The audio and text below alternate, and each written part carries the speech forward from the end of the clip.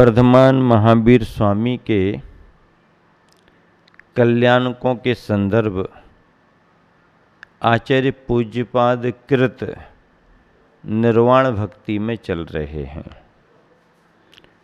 आचार्य श्री का पद्यानुवाद भी आप सबके पढ़ने में आ रहा है। गर्भ कल्याणक की चर्चा के बाद अब जन्म कल्याणक का प्रसंग है। सुनिए ध्यान से सभी जन। चैत्र सित पक्ष फाल्गुनी शशांक योगे दिने त्रयोदश्याम यज्ञे शोचस्थेषु गृहेषु सोमेषु शुभ लग्ने हस्ताश्रिते शशांके चैत्र ज्योत्सने चतुर्दशी दिवसे पूर्वाने रत्न घटैर भूदेन्द्राश्चक्रुरभिषेकम्। चैत्र सित पक्ष फाल्गुनी शशांक योगे,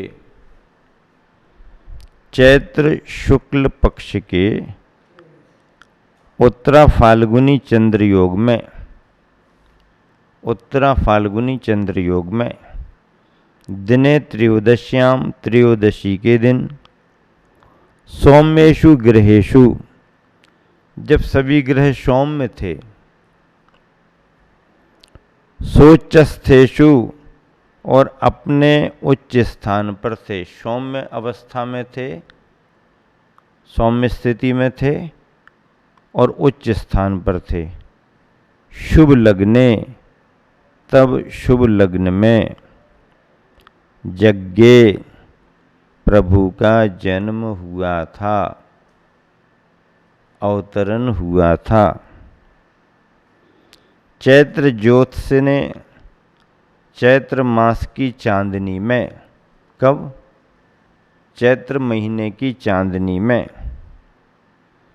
हस्ताश्रिते शशांके, हस्त नक्षत्र पर चंद्रमा होने पर, चंद्रमा कहाँ था? हस्त नक्षत्र पर था। चतुर्दशी दिवसे, उस समय तो जन्म हो गया, पर चतुर्दशी दिवसे 14 के दिन पूर्वाने प्रातः काल में रत्न घटई ही, रत्नों के घड़ों से विबुधेन्द्रा देवेंद्रों ने अभिषेकम, अभिषेक चक्रु किया। क्या है इस श्लोक का सार? महावीर भगवान के जन्म कल्याणक का संदर्भ है इसमें। महावीर भगवान का जन्म कब हुआ और जन्म के साथ ही क्या हुआ? चैत्र शुक्ल पक्ष के उत्तरा फाल्गुनी चंद्र योग में त्रयोदशी के दिन, जब सभी ग्रह सौम्य थे और अपने उच्च स्थान पर थे, तब शुभ लग्न में प्रभु का जन्म हुआ था। चैत्र मास की चांदनी में हस्त नक्षत्र पर चंद्रमा होने पर 14 के दिन यानी अगले दिन प्रातः काल में रत्न घटई, रत्नों के घड़ों से विबुधेन्द्रा देवेंद्रों ने अभिषेकम चक्रुहु, अभिषेक किया। जन्म कल्याणक की बात है। महावीर के जन्म कल्याणक के बारे में प्रसिद्धि चैत्र शुक्ला त्रयोदशी की है, सच है, लेकिन जन्म रात में हुआ त्रयोदशी के, त्रयोदशी की रात्रि में हुआ। रात्रि में हुआ तो वो त्रयोदशी ही मानी गई। इसीलिए 13 को ही महावीर भगवान के जन्म कल्याणक की सभी प्रभावनाएं, मई क्रियाएं संपन्न कर ली जाती हैं। शोभा यात्राएं 13 को ही निकलती हैं, आयोजन 13 को ही होते हैं। महावीर जयंती की तिथि 13 ही मानी गई है, जबकि तेरस की दिन तो पूरा ऐसे ही निकल गया, रात्रि में जन्म हुआ। तो रात्रि में जन्म होने पर भी तेरस की ही तिथि थी, इसलिए तेरस के दिन को यह श्रेय मिला। और इसी कारण तेरस की तिथि में ही महावीर का जन्म मान करके धार्मिक सारी क्रियाएं संपन्न की जाती हैं। लेकिन मूल शास्त्र के अनुसार तेरस की रात्रि में तो जन्म हुआ और 14 की प्रातःकालीन वेला में फिर इंद्रादिगण शिशु को लेकर के सुमेरु पर्वत पर गए। ठाट बाट से उत्साहित होकर के प्रसूति गृह में जाता है, तो जैसे ही द्वार पर पहुंचता है, सेविकाएं, माता की सेविकाएं इंद्र को वहीं पर रोक देती हैं। क्या कहती हैं? हे देवेंद्र, आप भले ही ऊर्ध्वलोक के स्वामी हो, अतुल बलशाली हो, आपकी ही आज्ञा से सारी व्यवस्थाएं संपन्न हो रही हैं, आप ही प्रभु का जन्माभिषेक संपन्न कराएंगे। लेकिन सुनो, सावधान, ये कक्ष माता का प्रसूति गृह है, यहाँ पर इंद्रादि पुरुषों के लिए वर्जित किया जाता है, कोई अंदर नहीं आ सकते। ऐसा है क्या? हाँ, बाहर रहो, अंदर प्रवेश नहीं करना। इंद्र रुक जाता है, इंद्र मर्यादा को समझ जाता है और अपनी इंद्रानी को इशारा करता है कि आओ, छम छम करते हुए और अंदर पहुंचो। इंद्रानी आती है और सेविकाएं इंद्रानी को अंदर जाने देती हैं। इंद्रानी बहुत कुशल है। बालक का रूप देखा तो देखती ही रही। माता को मायामयी निद्रा में सुला दिया और वहीं पर मायामयी शिशु भी रख दिया और वर्धमान शिशु के लिए वह इंद्रानी अपने कोमल कोमल करों से उठा करके ले आती है। बाहर आती है, शिशु का रूप सौंदर्य बार बार निहारती है, प्रसन्न होती है, और इधर इंद्र खड़ा खड़ा बेचैन होता है। हैरी इंद्रानी, तू ही देखती रहेगी क्या भगवान को? मैं खड़ा ही रहूंगा क्या? और इंद्र बार बार शिशु को इंद्रानी से मांगता है। इंद्रानी देने से इनकार करती है। अनुनय विनय करने के बाद जब इंद्रानी इंद्र को शिशु को सौंपती है, तो इंद्र ने जैसे ही शिशु का स्पर्श किया, अपार आनंद की अनुभूति आती है। निहारता है, निहारते निहारते निहारते निहारते निहारते निहारते जब उसकी तृप्ति नहीं होती है, तो 2 नेत्रों की जगह अपने शरीर में 1000 नेत्र बना लेता है। कितने नेत्र बना लेता है? 1000 नेत्र। और 1000 नेत्रों से एक साथ तीर्थंकर शिशु के रूप सौंदर्य को देखता जाता है।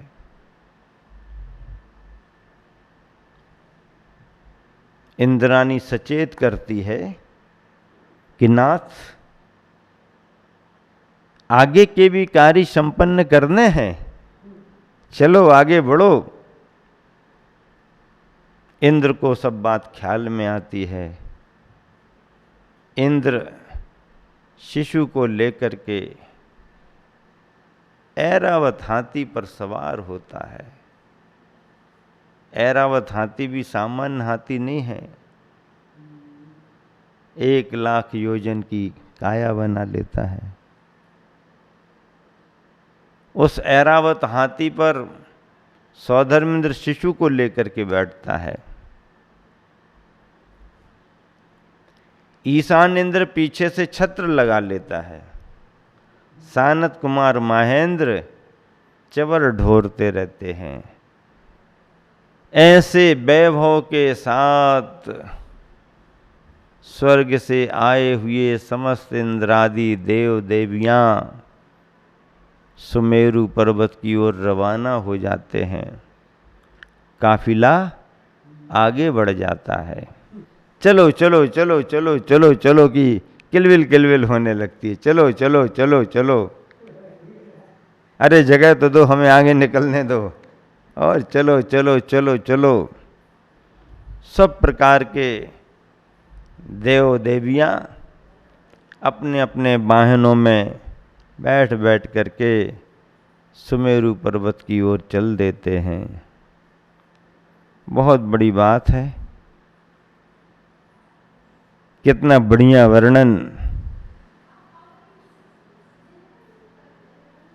इस तरह से इंद्रादिगण वहाँ पहुँच करके बाल प्रभु का अभिषेक संपन्न करते हैं। भरत क्षेत्र के तीर्थंकरों का अभिषेक पांडुक शिला पर होता है।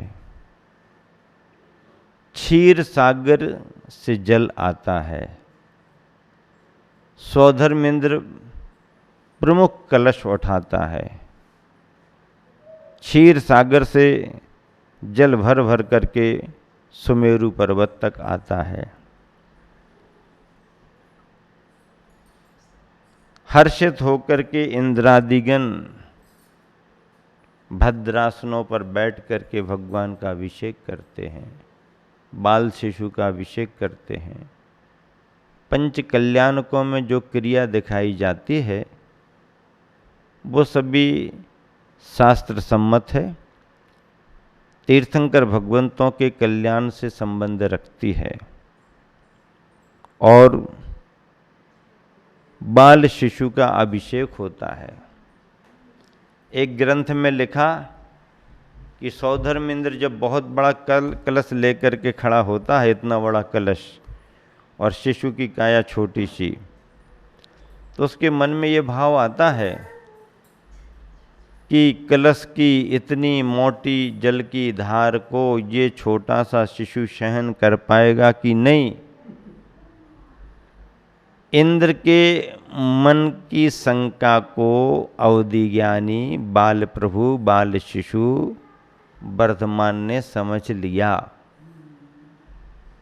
महावीर पुराण की बात वर्धमान पुराण में आई, समझ लिया।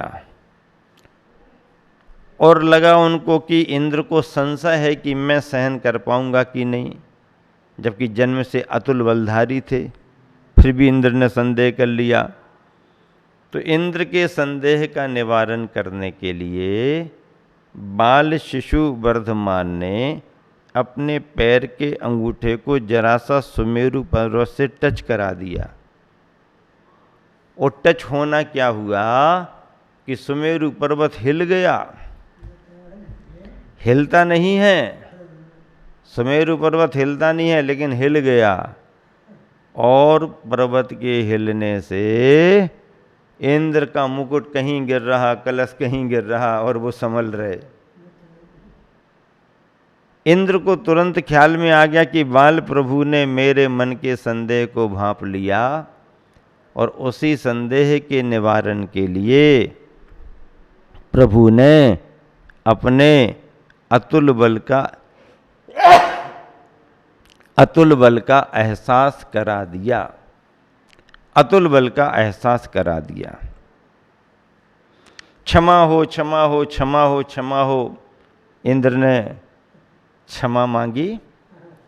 स्थिति सामान्य बनी। इंद्र को ये महसूस हो गया कि मेरी शंका व्यर्थ की थी। प्रभु अतुल बलशाली हैं, बस योजन गहराई वाले और ऐसा और वैसा बड़े बड़े कलश सब सानंद संपन्न होगा। गुरुवर आचार्य ने पद्यानुवाद लिखा है। चैत्र मास है, शुक्ल पक्ष है, तेरस का शुभ दिवस रहा।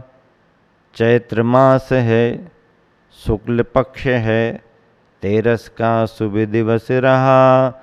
महावीर का, धीर वीर का जन्म हुआ, यश बरस रहा। तभी उत्तरा फाल्गुनी पर था, शशांक का भी संग रहा। शेष सौम्य ग्रह निज उत्तम पद, गहे लग्न बीचंग रहा। अगला दिन वह चतुर्दशी का, अगला दिन वह चतुर्दशी का, हस्ताश्रित है सोम रहा। उषा काल से प्रथम याम में, शांत शांत भूव्योम रहा। पांडुक की सूची मणिशिला पर, बैठा वीर को इंद्रों ने। पांडुक की सूची मणिशिला पर, बैठा वीर को इंद्रों ने। निवन कराया रत्न घटों से, देखा उसको देवों ने। निवन कराया रत्न घटों से, देखा उसको देवों ने। इस तरह से जन्म संबंधी अभिषेक संपन्न होता है, वापसी होती है और नगरी में इंद्र माता पिता के प्रांगण में तांडव नृत्य करता है। बहुत उत्साह से भरकर के नृत्य करता है। पूरी नगरी में खुशियां छाई जाती हैं, मिष्टान वितरण होते हैं, रत्नों की वर्षा तो पहले से ही हो रही है, धन धान्य की समृद्धि होती है, प्रकृति का वातावरण अनुकूल बन जाता है और इंद्र आदि देवगण जन्म कल्याणक का उत्सव मनाते हैं। जन्म कल्याणक का क्या करते हैं? उत्सव मनाते हैं। इंद्र भक्ति नृत्य करता है, तांडव नृत्य करता है, नगरी में उत्सव होते हैं, बधाइयाँ होती हैं, खुशियाँ मनाई जाती हैं, सभी लोग एक दूसरे को अभिवादन करते हैं, प्रसन्नता प्रकट करते हैं, जय जयकार सब तरफ होती है, आनंद का वातावरण बनता है और ऐसा प्रभु का जन्म कल्याणक महोत्सव संपन्न होता है। गर्भ कल्याणक और जन्म कल्याणक की बात संपन्न हुई।